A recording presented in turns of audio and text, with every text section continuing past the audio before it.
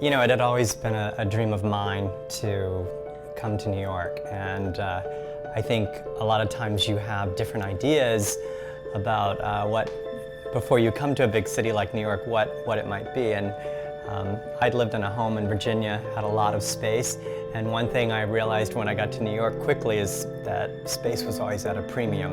And I work from home, so it was important that the home could sort of be a little bit of a work environment, but also a place to entertain and a place where we could just live our lives.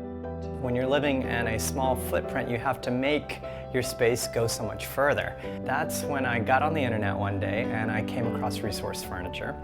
And I told my husband Thomas, I said, let me show you this.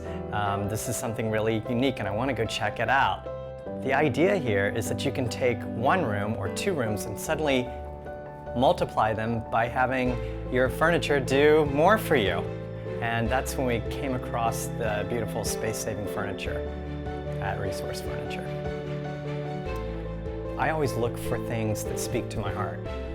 And those are the things that make up my home.